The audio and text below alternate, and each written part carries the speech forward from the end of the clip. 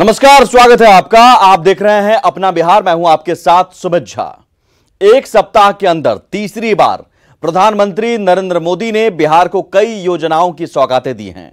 मंगलवार को virtually PM ने 545 करोड़ की योजनाओं का शिलान्यास और उद्घाटन किया। इस दौरान सीएम नीतीश समेत कई नेता और मंत्री मौजूद रहे।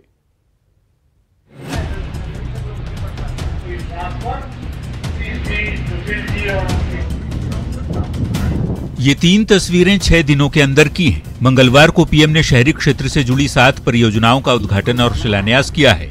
इन योजनाओं पर करीब 545 करोड़ की लागत आई है। इसके पहले 10 सितंबर को 294 करोड़ की योजनाएं, तो वहीं 13 सितंबर को 901 करोड़ की योजनाओं की शुरुआत पीएम मोदी कर चुके हैं।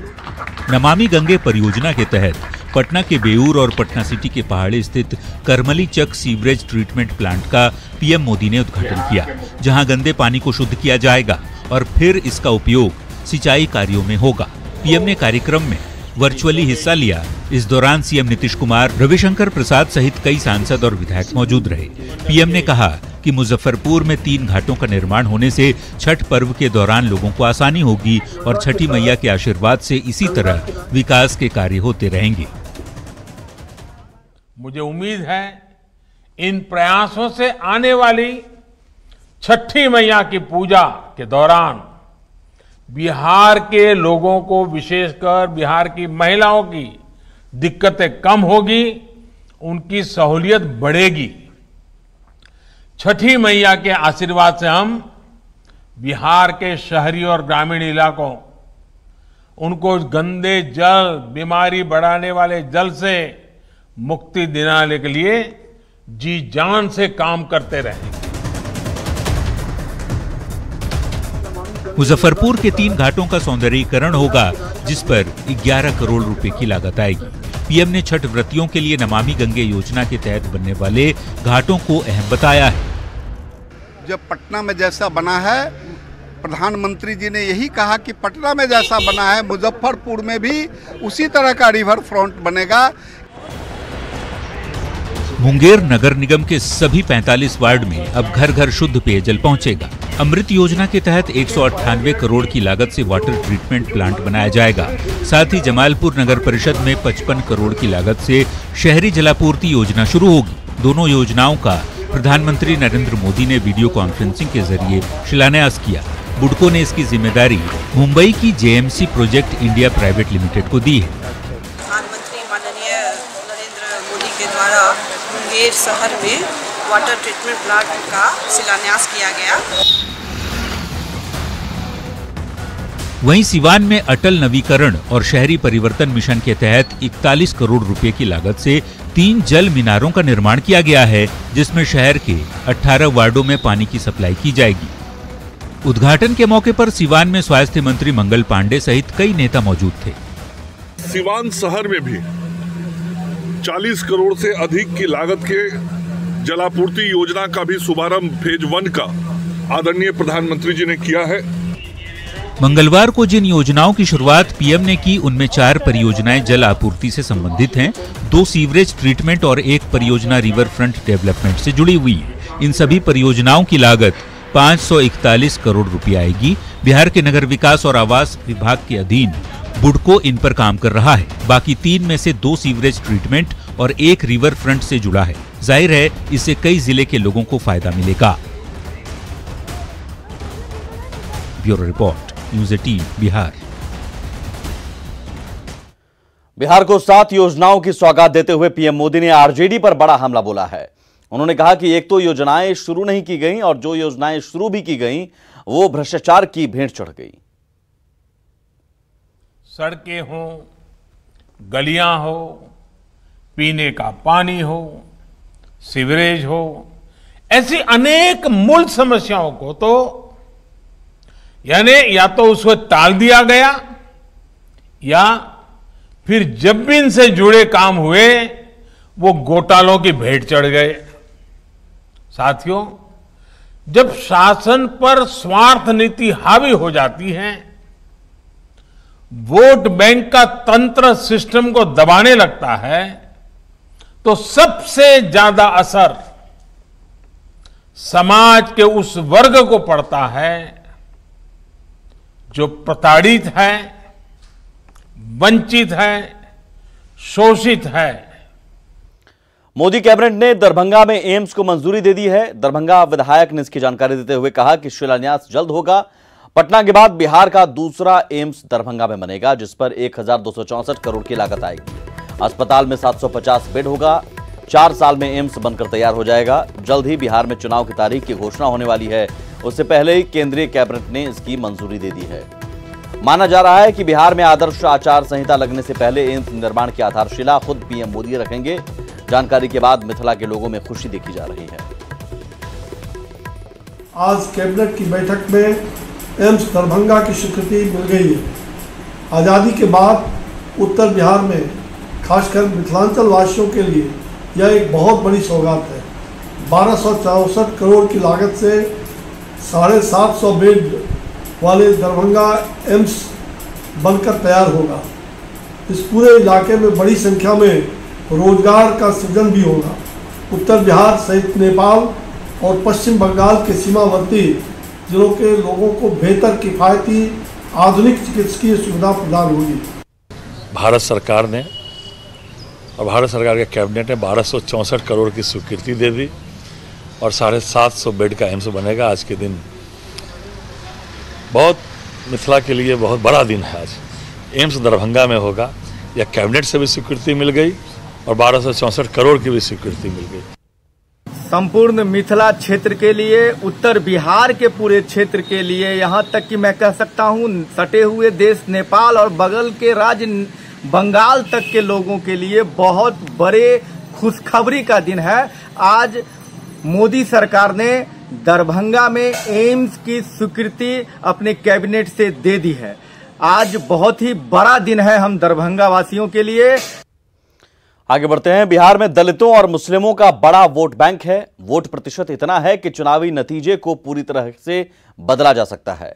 लिहाजा दोनों को रिझाने की कोशिशें शुरू हो गई हैं। जेडीयू ने इसके लिए बड़े नेताओं को टास्क दिया है।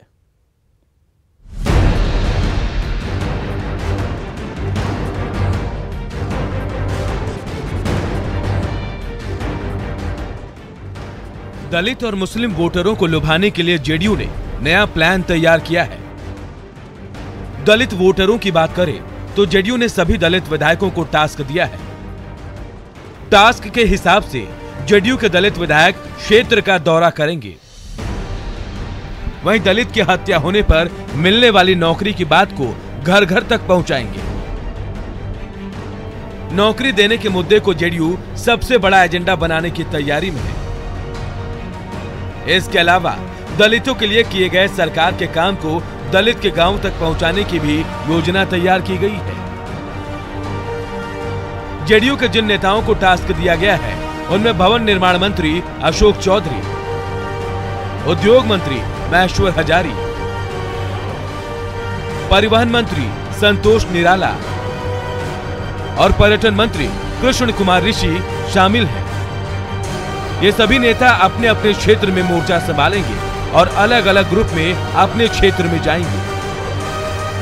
इस प्रदेश में कैसे हम दलितों को मुख्य धारा से जोड़ें, कैसा नया जो हमारा राजनीतिक नेतृत्व उभरे, उसके लिए पंचायतों में तो हर तरह से माननीय नेता ने प्रयास किया है। चुनाव में हम सभी एनडीए घटक दल बहुत मजबूती के साथ 220 से ज्यादा सीटों पर जीत दर्ज करेंगे और महागठबंधन का सुपड़ा साफ हो जाएगा।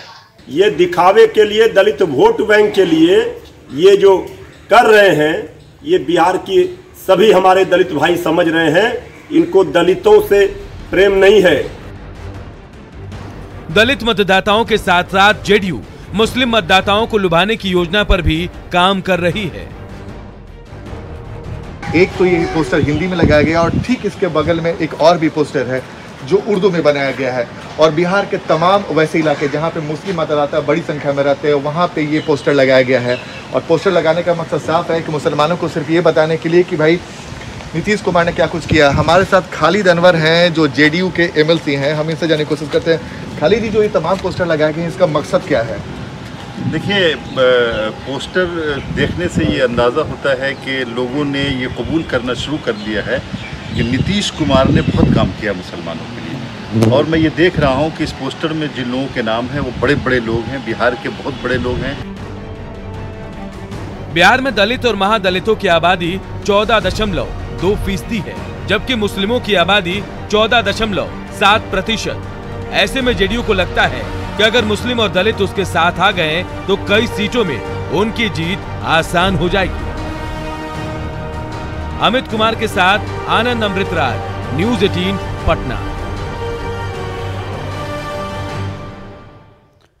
बीजेपी के बिहार चुनाव प्रभारी देवेंद्र फडणवीस ने विधानसभा चुनाव में एनडीए की बड़ी जीत का दावा किया है। कई जिलों का दौरा करने के बाद उन्होंने कहा कि लोग मानते हैं कि नरेंद्र मोदी ही उनकी जिंदगी में बदलाव ला सकते हैं। साथ ही लोग बिहार सरकार के काम से भी संतुष्ट हैं। ऐसे में एनडीए की जीत पक्की है। देखिए, मुझे ऐसा लगता है कि लोगों में बहुत अच्छी भावना है।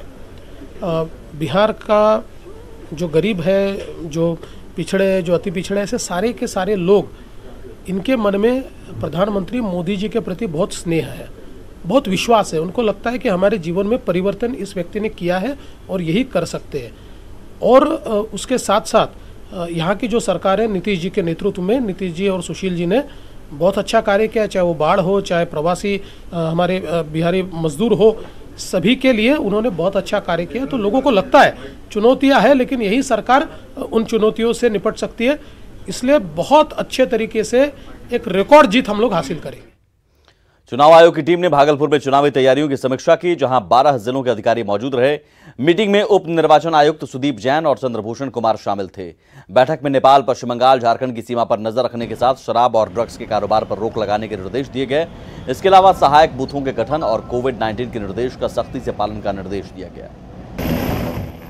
और जिला पदाधिकारी सभी लोगों ने चुनाव आयोग की आई विशेष टीम को अपनी तैयारियों के बारे में बताया। उनके साथ हम लोगों की बहुत विस्तार में चर्चा हुई है और आसन्न जो विधानसभा चुनाव है उसको लेकर क्या तैयारियां की हैं, क्या करनी बाकी हैं, इन सभी विषयों पे अभी हम लोगों की चर्चा हुई है। कोई दिशा निर्देश सर?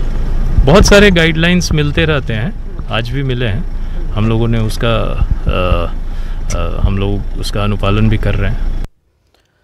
और बड़ी खबर आ रही है, बिहार में आकाशीय बिजली गिरने से 15 लोगों की मौत हुई है। अलग अलग जिलों में भोजपुर जिले में सबसे ज्यादा 5 की मौत हुई है। तो ये बड़ी खबर, बिहार में बिजली गिरने से 15 की मौत हुई है। सबसे ज्यादा मौत भोजपुर जिले में हुई है, सबसे ज्यादा 5 की मौत हुई है। जबकि सासाराम में बिजली गिरने से 4 की मौत हुई है। गोपालगंज में 2 बच्चों की मौत हो गई है। छपरा के पानापुर में 3 लोगों की मौत हुई है। कई जिलों के लिए मौसम विभाग ने अलर्ट जारी किया है। तेज बारिश और बिजली गिरने को लेकर अलर्ट जारी किया गया है। ऐसे में जरूरी है कि एहतियात बरतें। अब आपको दिखाते हैं गंडक के कहर की एक तस्वीर। गोपालगंज में गंडक के कटाव से स्कूल का 2 मंजिला भवन महज कुछ सेकंड्स में ताश के पत्तों की तरह ढहकर बिखर गया। स्कूल की बिल्डिंग आलीशान थी, लेकिन बाढ़ ने इसे ध्वस्त कर दिया और देखते ही देखते देखिए ताश के पत्ते की तरह बिखर गया। गंडक में स्कूल समा गया। यह सदर प्रखंड के मंझरिया में मिडिल स्कूल की तस्वीर है। सोशल मीडिया पर स्कूल की तस्वीर वायरल हो रही है।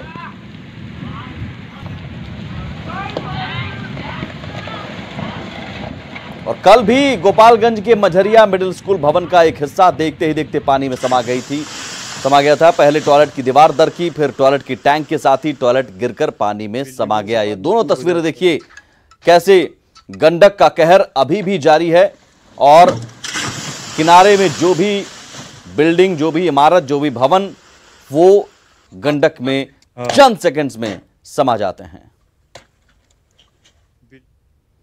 खबर गया से है, जहां आपसी वर्चस्व में 2 गुटों के बीच फायरिंग हुई। फायरिंग की तस्वीरें सीसीटीवी में कैद हो गई हैं। दिखाने जा रहे हैं आपको, देखिए तस्वीरों में साफ देख सकते हैं कैसे कुछ लोग फायरिंग कर रहे हैं। बताया जा रहा है कि परैया रोड स्थित देवी स्थान के पास 2 गुटों में फायरिंग की यह वारदात हुई। पुलिस ने अपराधियों की पहचान का दावा किया है। फिलहाल किसी भी अपराधी की गिरफ्तारी नहीं हुई है। कैमूर के पुसौली पेट्रोल पंप के पास एक कार में आग लग गई। कार पर 3 लोग सवार थे, जिसमें 2 सुरक्षित हैं, एक शख्स हल्का झुलस गया। बताया जा रहा है कि कार पर सवार होकर 3 कारोबारी दिल्ली से आ रहे थे। इसी दौरान कुदरा के पुसौली में घटना घटी।